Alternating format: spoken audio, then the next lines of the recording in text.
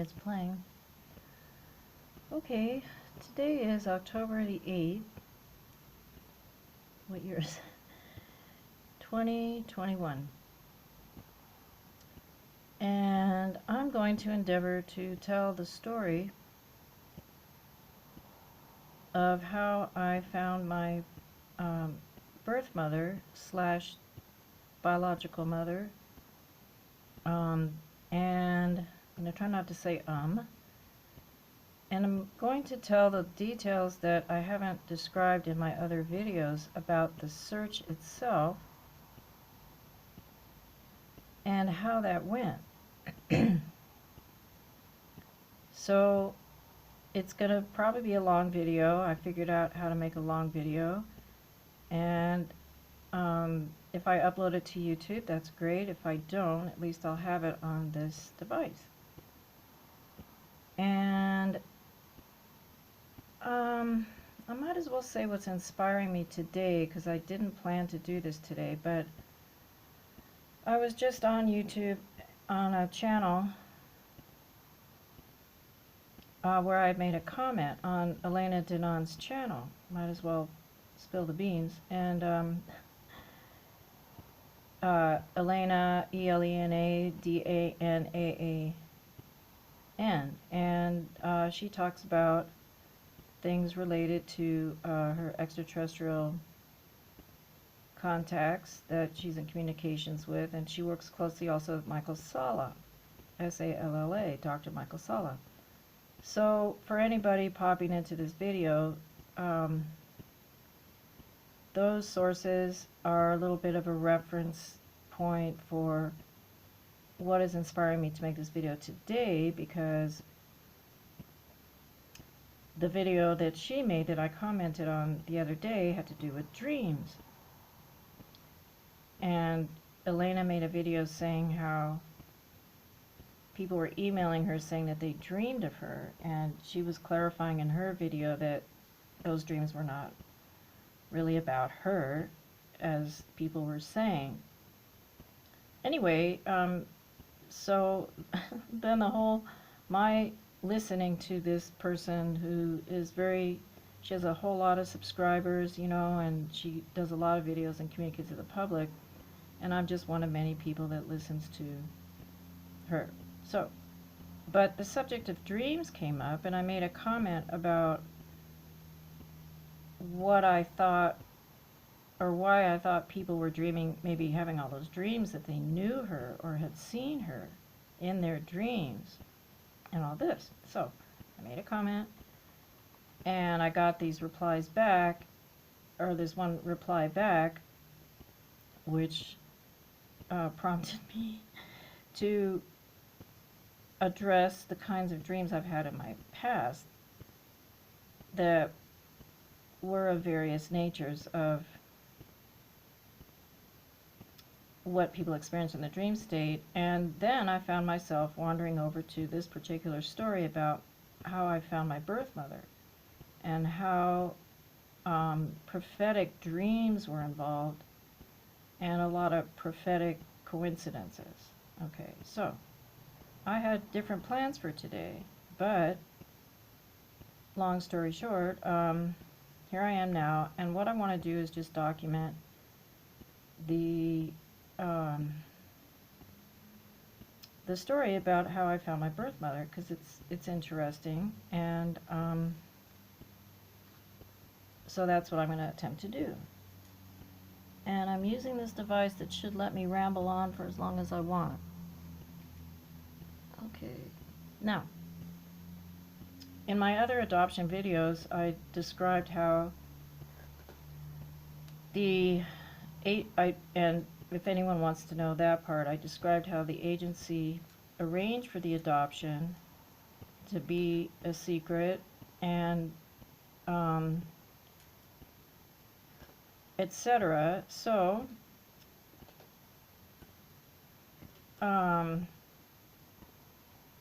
okay, I'm kind of spacing out. All right. And when I've told this story to people many times, and I'm writing a book right now, so I just thought to myself, man, by the time I get to the chapter where I describe all these details, uh, it's still not nearly as exciting as telling the stories of how I met her and how I found her and everything. So all this happened back in the 80s, and around the year 1982, 1981, 1980, in 1980, I was 23 years old, and I was living in Berkeley, California. And I moved there. I didn't want to really live in the city, but I moved there to do some therapy there with some people that lived in that area. So that was predominantly why I was there, to work with these other people in this therapeutic field. And doing my, doing the therapy involved recovering childhood memories and stuff. And that was the time, probably the first time, when I was finally interested in knowing about my biological heritage, because I was adopted, like I said in the other videos. And during that, and so I had this therapist I worked with for 6 years. Her name was Robin. So anyway, I had all the, I did sessions with her once a week for 6 years, her and her husband. And then I also did a lot of therapeutic sessions that revolved around the type of therapy that was known as primal therapy. So in a nutshell. And that therapy was all about retrieving memories, basically to resolve conditions in the present as to why life is going a certain way in the present is often, well, anyway, let me not get sidetracked on that. So when I decided, okay, I want to go live for my birth mother. Now, I called, all right, let me just do step by step and try to make it a story like that, of facts. I called my adoptive mother, Ethel,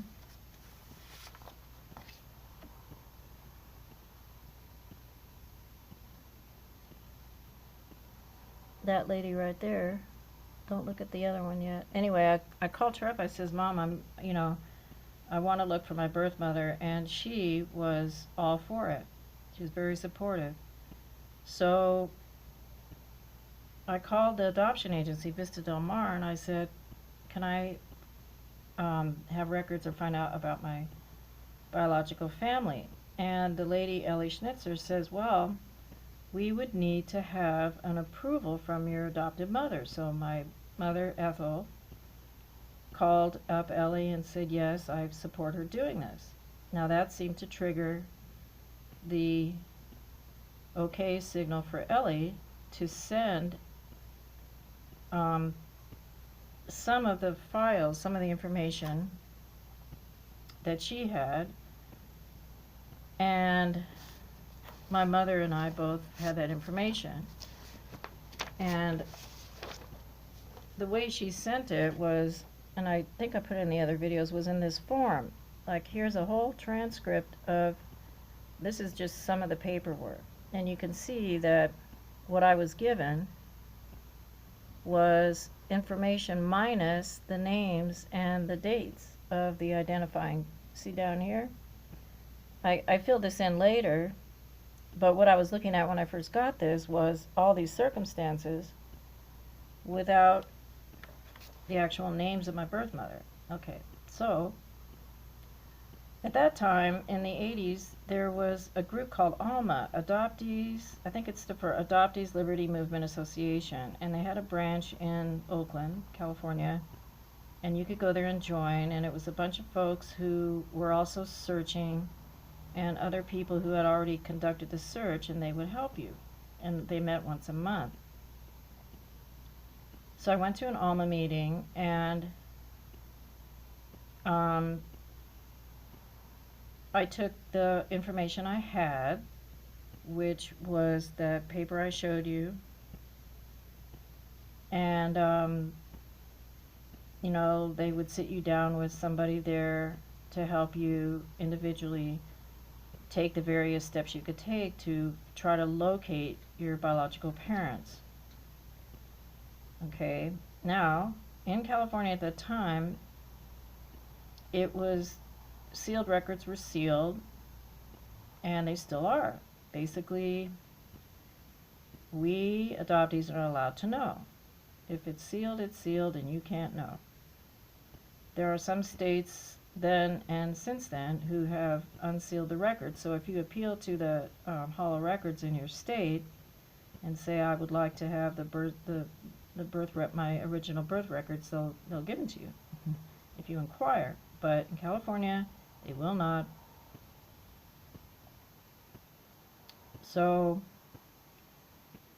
there I was in California. Now, at the ALMA meeting, there was a woman there who, at the time, was employed as a secretary at the Hall of Records in Sacramento. And she had access to the Hall of Records. And she was also an ALMA member. So the lady conducting the meeting said, well, if some of you are born in California and you can't have access to your records, just give your name and the information you have to this lady, and she'll go to work the next day to her job, if you know what I mean.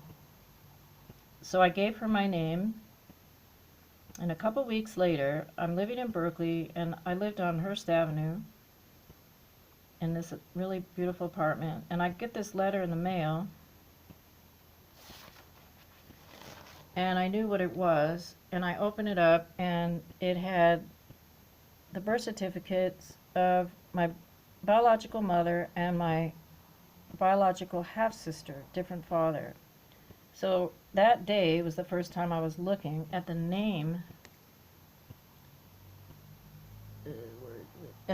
of my birth mother, Julia Diana Lowy, who's in that photo right there, but I'm going to explain that photo later. So for those of you who were adopted and don't know the name of your mother or father, there is no way to describe it, and you have to be adopted to get it, how ground-shattering it is when you find the name of your birth mother.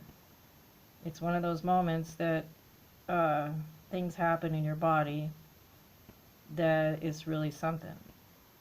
The word mystery is mystery. If you replace the E with the O, it's my story. So the mystery was now getting closer to being solved because I had a name. I had, now most of y'all don't have a birth certificate that looks like this. Just a frickin', and I talked about this in my other videos. Look what kind of birth certificate it is. And my half-sister's one is here too. So the lady at the Hall of Records had pulled these out of her file. And I had all this identifying information. I had the grandfather's name and everything else. Now, the agency had already told me in other documents that this woman, Julia Lowy, was adopted too. So when I'm looking at Julia's parents, you think, oh boy, I know my grandmother's name, Elizabeth Lowy.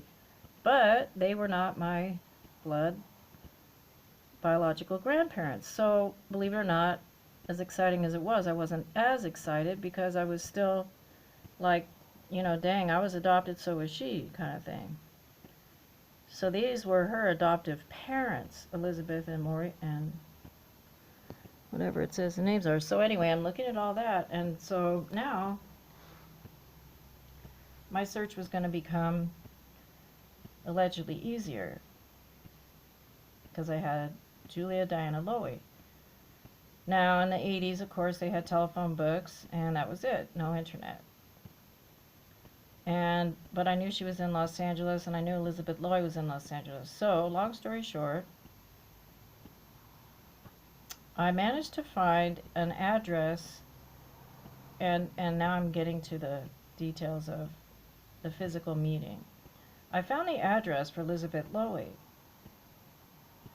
in Hollywood on Catalina Avenue, in fact, which was the, I think, oh no,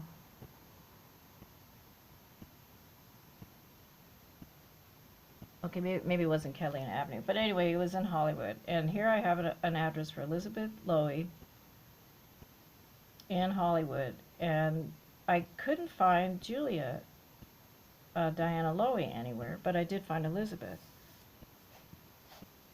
So for a while I had that, and because of the documents that told me that Julia, you see in this picture, which I'll tell you how I acquired it, she was, not you, Kat, she was pregnant with me, and that was Nikki right there, and this is when she was pregnant with me. And I'll get to how I got that photo. So because of the adoption agency's documents, which they gave me, I knew that she really gave me away willingly. It wasn't a huge fight. She didn't want to raise two illegitimate daughters, babies. She didn't have, Nikki's father was gone and all that, my older sister. That baby right there in the photo. So basically I had this trepidation about looking her up in the first place. It wasn't like I knew she might be glad to see me and you know. So because I found Elizabeth's, let me open the door for the cat. Okay. Okay. So because I found Elizabeth's address, and Elizabeth was the alleged grandmother, I was just nervous, you know what I mean? Like, nervous about the whole thing. So I wanted to find out everything I could about Elizabeth before I just went to Los Angeles and went up to the door. But I also wanted to find Julia directly. You know, I was more interested in finding the mother than the grandmother as the first point of contact. So what I did was, I wrote a letter to Elizabeth Lowy. And I lied, and I said on the letter that I used to be a friend of her daughter, Julia, and that I was looking for her. And that we used to work together at the telephone company, because that's where I heard she worked. So I lied. I wrote a fake letter, thinking maybe I'd get an answer back saying where she lived. But I didn't get anything. So that was a dead end. So at that time, I had a very good friend named Judy, and Judy was more emotionally involved in this search story than me in some ways. Judy would cry for me, and she was really into every little piece of my story. Well, so was I, but it was really fun and supportive to have a friend that was way interested in it. So the decision was made that I would go to Los Angeles and go to Elizabeth Lowy's apartment and knock on the door and present myself and say whatever. So my friend Judy said she'd come with me. So we flew.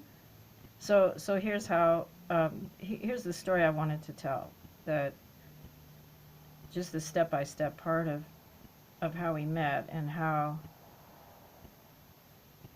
All right, so anyway, we flew to Los Angeles. We landed at, well, it doesn't matter where we landed yet. Later it will. Okay, so we flew to LA and we rented a car and we drove to this street in Hollywood. And there was the address of Elizabeth Lowy, my alleged grandmother. And I was about 99% certain it was her, but of course, in this search business, you want to make sure it's her, you know what I mean? So we parked the car in front of this 8-unit apartment building on this side street with palm trees. It was nice and quiet. And it had about 8 units. There were apartments on top, and Elizabeth's apartment was on the bottom. So we're sitting out there in the car, and here we were. And I knew in a few steps I could get out the car and go knock on this grandmother's door and present myself. And I tell you, I was so nervous it was like I was just almost delirious. I almost couldn't do it. And Judy was driving. And there's no feeling like it unless you're listening to this and you were adopted and you're getting ready to approach your birth family and you don't know what the response is going to be. Sometimes you just get giddy, like faint and all this. So I was so nervous. And we're in the car kind of laughing, thinking of how to approach her. Like Judy said, well, I'll just go up to the door and make sure she's an older woman who fits the description, because she was Hungarian. And I'll tell her I've lost my dog, And I think, let me see if she actually did that. I can't remember if she did that. But, we're trying to think of all these ways to make sure that Elizabeth was the grandmother type looking person. Well, somehow, I think Judy actually did go out there first about the dog. Have you seen my dog thing? But there are these two men in the apartment above Elizabeth's apartment. Like you could walk up this little stairway and these two guys were there, and somehow we ended up talking to them, and then we ended up inside their apartment. These two men who lived together. They were obviously gay, just saying. And they were roommates, and it turned out that they had lived there for years. In fact, I'm sitting on the floor, Judy's in there, and we are listening to these two men telling us about the family. Like, oh yeah, we know Elizabeth, we know Julia, we know Nikki, and they were telling us about the dynamics of the family, the kind of personal soap operas going on, the fights they would have. They were saying all these things like how Julia didn't like her mother, and Nikki would come over to grandmother's house all the time just to get things, and just all this identifying information that really was helpful for me to know. In fact, I learned more about the family from these two neighbors, and I hadn't even yet knocked on grandmother's door, But this was preparing me a lot. First of all, the fact that Julie had never remarried, and that her daughter, Nikki, in that picture there, had grown up with her mother. They didn't have a real close relationship. As I'm hearing this was the first time that I really, really was happy that I had been adopted out. I mean, and also I was seeing the fact that if I had grown up with them and stayed with her, I was seeing 23 years later what my life might have been like. I would not have had a father, perhaps, you never know. I would have had an older sister. I saw and heard and had a feel for the kind of personality I might have had. It was just like that would have been my original life with Nikki, Julie, and Julie's parents. No father of Nikki's was around. When these two men were talking to us, there was no men around.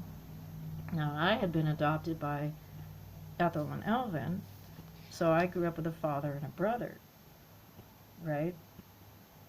And sitting in those men's apartments, it was like, wow. Even though all this secrecy happened, I felt really happy that I grew up with a father and a brother, which changed my whole personality. It's like they adopt you away in secret, they give you a whole new family, and you grow up with a whole new set of dynamics. So anyway, I remember that was the first time I really felt like, ding, oh cool, like I wasn't disappointed in a way, because the atmosphere, the emotional atmosphere of this family here, my original family, was kind of depressing, if you know what I mean. So anyway, I'm hearing all that. So the two men knew how nervous I was, and they encouraged us. They said, just, go ahead down there. So Judy and I finally have, we had to go back to Berkeley. So I had to do this that day. And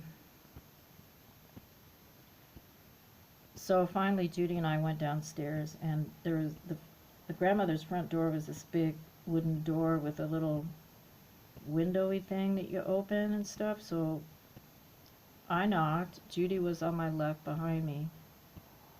And the grandmother looks through the thing. She says, hello. She says, yes, can I help you? And I said, I think I told her my name. And I says, are you Elizabeth Lowy? And she says, yes. And I says, can I ask, I don't remember exactly what I said, but something to the point. Can I ask you a question about your daughter? Well, then the door opened. And she said, come on in. And she wasn't unfriendly, she was curious. So we walk in, and the living room was right there, and there was a couch. And I sat on the couch. She said, have a seat. And she was like a typical kind of like grandmother. She had a bit of an accent, like a Hungarian accent. And I had a picture of her, but anyway, so she invited us in. So I sit on the couch. Grandmother's sitting in a big chair to my left, and the coffee table was in front of us, and Judy was sitting on the right, just witnessing all this. So I sit on the couch, just shaking like a leaf, and grandmother sits down, and she goes, now how can I help you?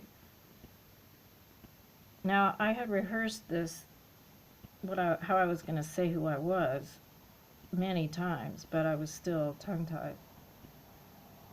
So what I ended up saying was, I asked her, do you have a daughter, Julia? She said, yes. Yes, like that. And I said, well, in 1957, Julia had a daughter. Just like that. And the grandmother leans forward, and she goes, yes, where is she?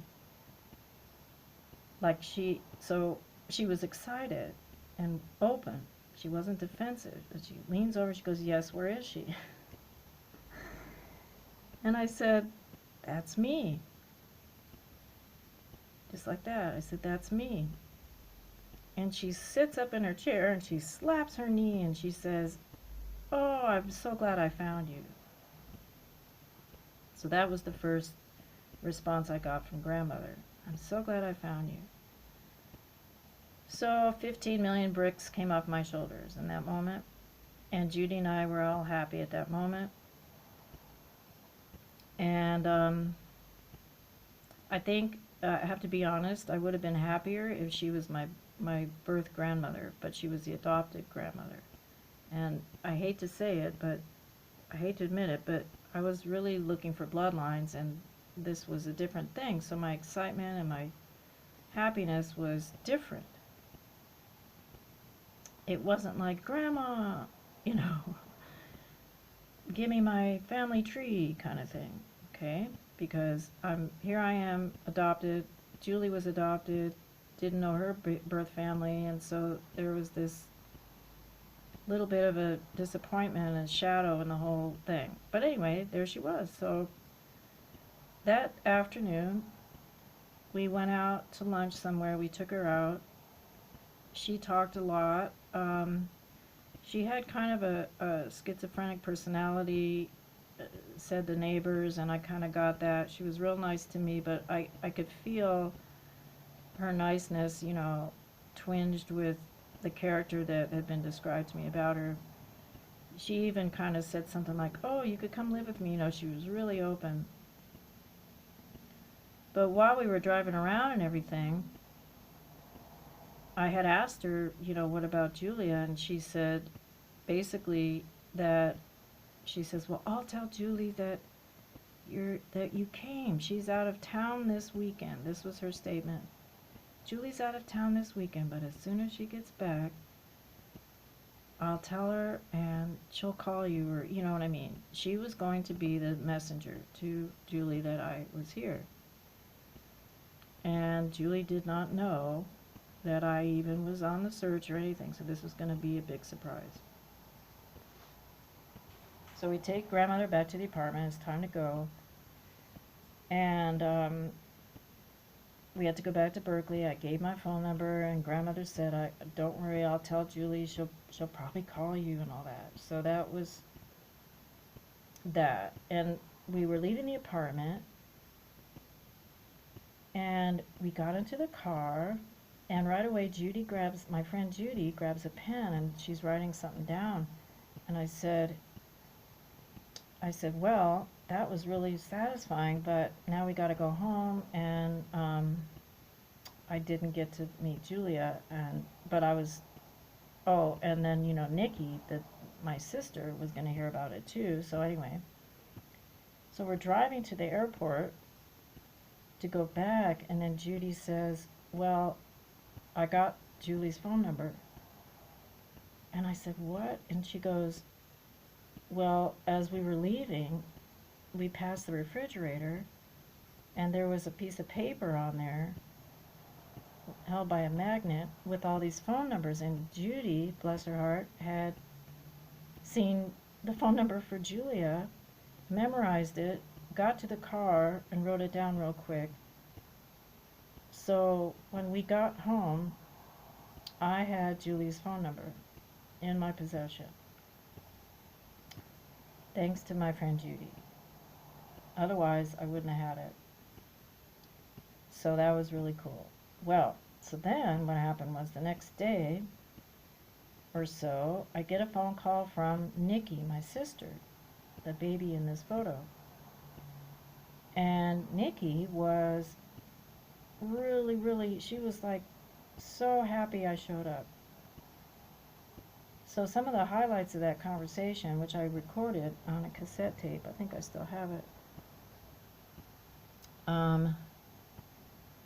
Nikki said some really interesting things. She says, well, Mom knows that you're here, and the first thing she told me was, she's not ready to meet you. She said no. She doesn't want to meet you. It wasn't like soon or anything. It was a straight up no. Well, you can imagine my heart sinking. But Nikki was happy I showed up. Grandmother was happy I showed up, so I'm supposed to be happy about it. And, of course, Nikki explained to me a lot of things about everything. So in other words, she was very open with me. In fact, she said that she had made some efforts to find me. Now, Nikki, my sister, did not know I even existed until she was about 14 years old, at which time her mother had a friend who was like a auntie, to Nikki, and accidentally or whatever told her, well, your mother had another baby and gave her up for adoption. So when Nikki found out that I was this little sister who'd been given away, she endeavored to look for me. And it turned out that Nikki had lived, when we were comparing notes about our life, she had lived in the same cities that I lived in. Like, I moved around. I lived in Houston for a while, lived in Denver for a while after I ran away from home. And Nikki had joined Scientology at the age of 15 years old. And she got up in the ranks of Scientology to the point where she was working in different locations where the Scientology places were. And they happened to be in some of those same cities where I had lived for a short period of time when I was a runaway with my boyfriend and all that. So anyway, that was interesting that we kind of went on the same trails, if you will. And all that time, she knew I existed, and I didn't know she existed. So, and we're saying all these things on the telephone. in the background, I'm talking to this new sister, this half sister, who was reassuring me that mom was going to. She said, "Don't worry, I will convince mom it's okay to meet you, but meanwhile, I'll tell it was basically like Nikki was going to suss me out as a person and then go tell mom about me, is how it was. And so then what happened was Nikki wanted to see me right away. I just got home, from an airplane ride, and I worked and everything. And so she said, this is kind of going from memory, so she said, come back to LA. And I said, well, I got a budget kind of thing. And she said, and this is significant, a little bit about money and stuff. So she said, well, I'll pay half the plane fare when you get here or whatever. So I went ahead and paid for the whole plane ticket, thinking that when I got down there, she'd reimburse me either with cash or something like that. Just kind of went on a trust thing because she said she'd pay half. So now I'm going to get to the interesting part. So a few days later, I flew back to LA and landed at Van Nuys Airport. And the plane landed on the tarmac rather than against the building. So we had to go down the stairway onto the cement and pick up. There were people's cars that were parked. Well, anyway, you couldn't just park your car near the airplane. So I knew Nikki was going to meet me there with her husband at the time and her youngest son. And that was it, I walked down the plane and there she was, and suddenly I'm in their car. And the husband, her son's second father, now this was interesting because they were all Scientologists at the time, and they were living at the Scientology hotel. They were both active, and they were raising their children there, and my sister had two sons. Brandon was the older one, and Nathan. So they pick me up, they get me in the car, the front seat. I think he had like a Continental or some kind of big car, where the front seat is like a couch, And so the husband's driving, Nikki's in the middle, and I'm by the window. And she couldn't take her eyes off me, like as soon as I got in the car, she's just staring at me. Now, obviously, you think that was okay, but what she said to me was, she goes, I knew that was you walking down the stairs from the plane. She says, because she was far away, and you see the people coming down off the plane. She says, I knew that was you because your posture was just like mom's. Meaning kind of my shoulders, my posture. So that was cool. And that's how she recognized me getting off the plane. So we get onto the freeway, and Nikki says to me, she goes, we're going to mom's house. She's at work. And I'm going to sneak you into mom's house. So you're going to, even though mom doesn't want to meet you yet, we're going to go get some photos and sneak them out, basically. So this is soap opera Los Angeles. You do that sort of thing. Was I comfortable with that? Not really, but I was, at the mercy, whatever. And here's my sister telling me, my new sister telling me she's going to sneak me in mom's house. She had the key. And her house was in Granada Hills on Minnehaha Street. So there's a connection there with what little I knew about my Comanche related father, and here's the mother living on Minnehaha Street. So anyway, so there was that. So we're in the car driving on the freeway, talking, all excited. And at one point, Nathan, her young son, he was like 4 years old, a real cutie. He was sitting in the back seat, and he goes, and she moves her hands like mom too. That's what the little boy said. So there I had two two stories about how much I resembled the birth mother. And that's why Nikki was staring at me so much. She goes, "You're like a," I don't want to use the word clone, but you are just so much like the mother. Now, Nikki was blonde haired, tall. She didn't look as much like Mom, but I did. And that's why she was kind of freaked looking at me, and, we're talking about how I was a musician and Mom was a musician. I had all these characteristics like Julie that Nikki didn't have. So, if you will, there was almost a bit of a twingy little tiny bit of jealousy that I didn't know was going to manifest into anything. I mean, come on, she got to grow up with her, right? I didn't, so what's a big deal? But there was just a little bit of that there,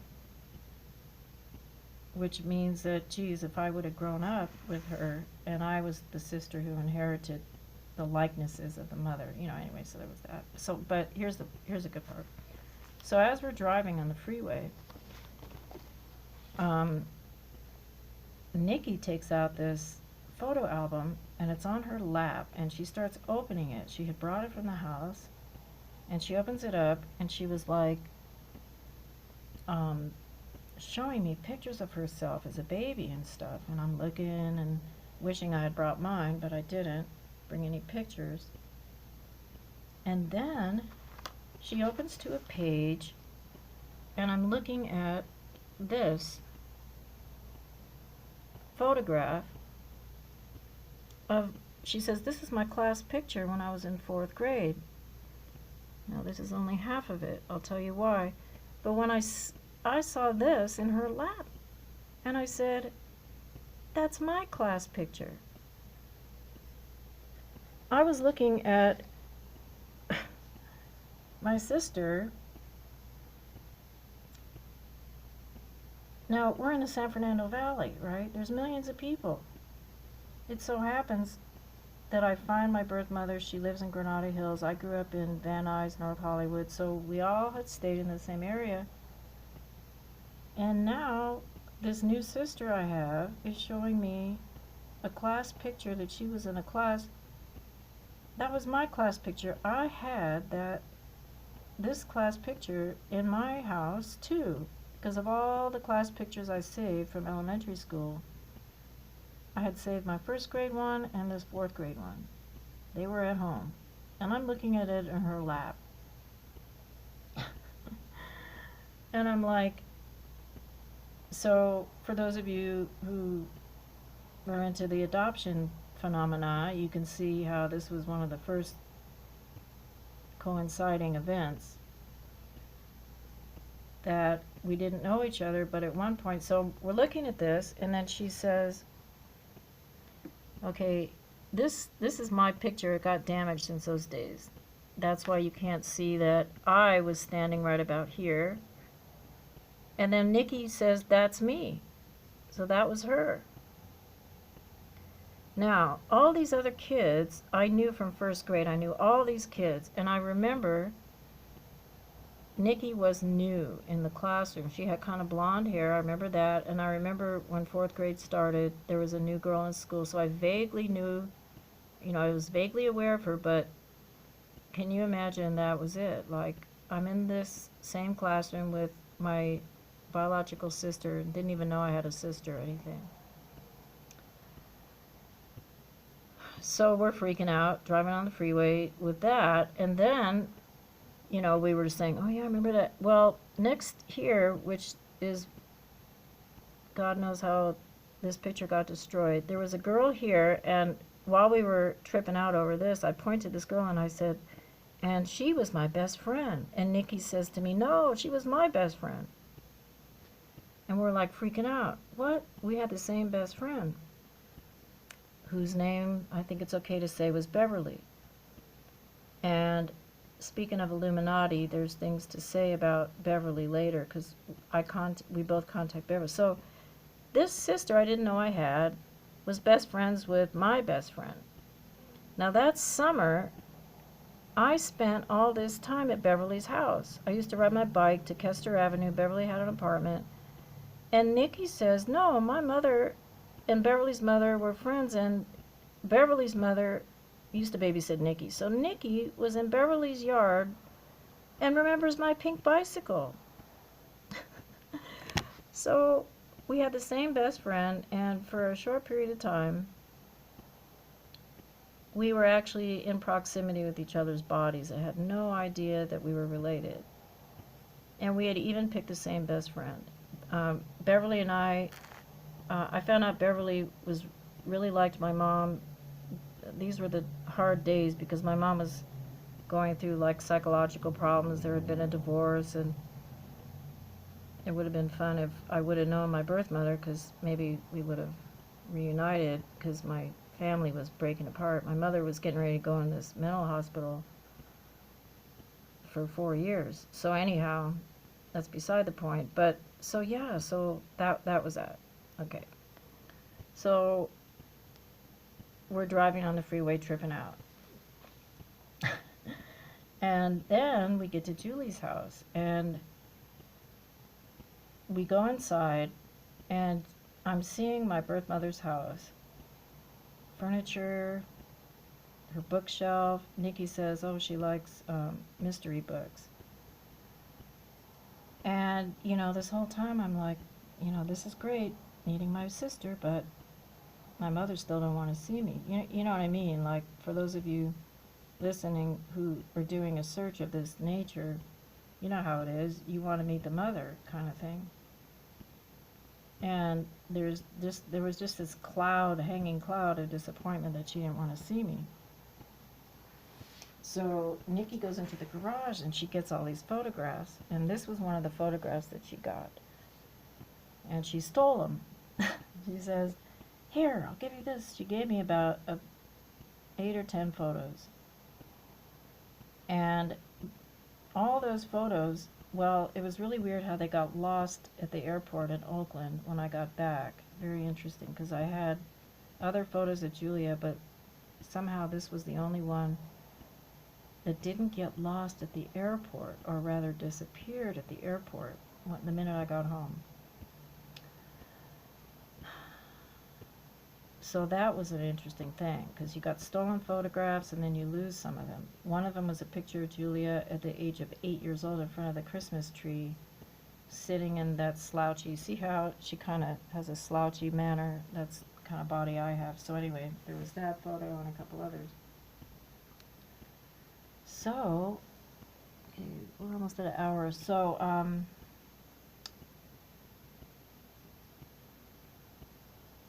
yeah, so I'm in my birth mother's house, and my sister's showing me around sneaky like, gave me some pictures, and I'm learning all about my birth mother from my sister.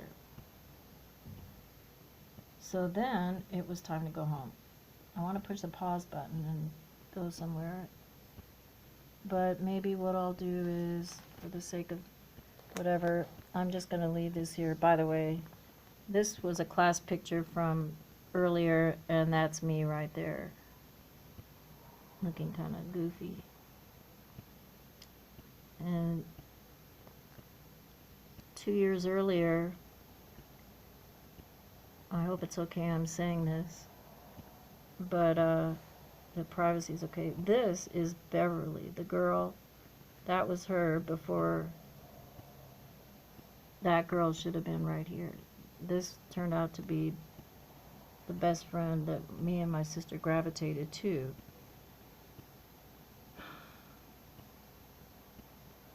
And now that I know about all this secret society garbage and all this badness in the Illuminati family system and in the LUCI Farian system, a lot of us kids have families involved in nefarious things, MK Ultra and this and that. I'm just going to put that out there in this video. Little did we know. We didn't know. We just thought we had regular families. Okay. So, where's the pause button? I don't want to. Oh, here's the pause. I'm going to pause this. Okay, unpause. Okay, so anyway, so I go home from that. I met my birth sister. How nice. My birth mother didn't want to see me, but I go back to Berkeley, live my life, and I had other phone calls with my sister, and I soon learned that, Nikki kind of had the ball. Whether she hears this or not, I guess it's okay.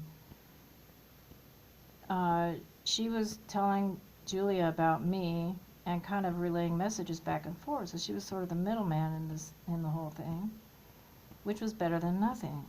But it was starting to get a little out of hand after, I think it went on for about a year like that, where I still wasn't contacting Julie directly, and I was having more relationship with my sister than the birth mother.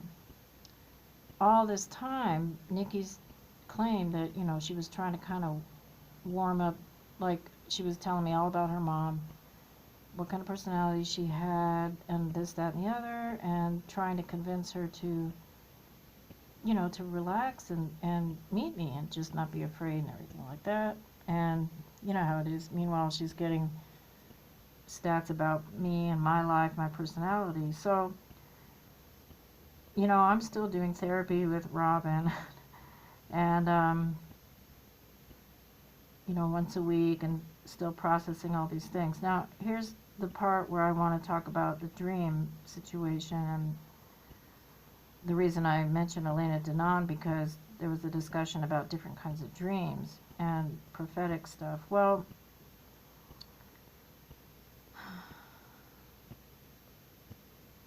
it was after I already knew about Julia, and I'm days are going by, I'm just living my life, but I'm trying to figure out how the heck I can just meet her without my sister there.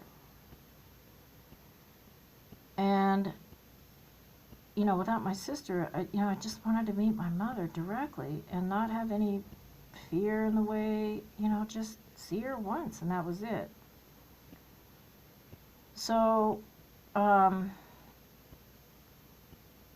plus, I felt double rejected. Like, you get rejected once, given away, and then you find your mother, and then she doesn't want to see you again. So psychologically, I was kind of disheartened, like, well, why should I push on it if she doesn't want to see me? Just let it go. But Robin, my therapist, she gave some small pieces of advice, and, she just had a feeling that Julie was really just afraid, and that if I wanted to be strategic and get her to warm up to meeting me, that she said to me something like, one day she goes, well, you could call her, because I had her phone number. I don't even know if Nikki knew we had the phone number. Yeah, I don't think she did, because that was interesting, huh? I had the phone number this whole time. And Robin, one day, she says to me, your mother's scared. She's kind of like a child. You're going to have to take the ball in your hand. And because I was thinking of calling her and just saying, look, can we just meet and get it over with, I just want to see you once, and that's it. And Robin convinced me that I was going to have to sort of take the lead in it and not be obnoxious, but to just call her directly instead of with my sister, because it was just looking like my sister could have kept me in limbo forever, meaning that she was going to be the middleman, and it just wasn't quite satisfying, in that way. But you know how it is, you don't want to intrude, and it's like the door was a little bit open, but not all the way, and all it took was my finger to push the door open, but my sister was sort of standing there being the guard of the door. And not really maliciously either, just enjoying, having me, being in the front line of the meeting with me. So, but if you, in retrospect, if you look at the Scientology part of it and all these other dark corners of who people were, it sort of made more sense. So anyway, finally one day, after 1.5 years, after I found her, 1.5 years, I decided to call Julie on the phone myself. and terrified as anything. And I go and I sit down and I dial the number. She answers the phone. I said, and she already knew a lot about me, so anyway, I call her up. She answers the phone. I said, "This is Stephanie," and she goes, I recorded this too, somewhere it's on a tape. She goes, "Hello, Stephanie." And then after that, her voice just goes, "What do you want from me, Stephanie? What do you want from me?" And it wasn't a very nice tone. And she's asking me, "What do you want from me?" Oh my God. So I'm like, I said something like, "Well, I just want to meet you once, and that's it. Just, just to physically meet you once, and I'm not looking for, here I am defending myself. Come on, really? Really? I have to explain it, right? Why I want to meet her. This was the thing. What do you want from me, Stephanie?" Now, those of you that know Hollywood and soap operas, maybe you'll understand when I say soap operas are made out of this stuff. The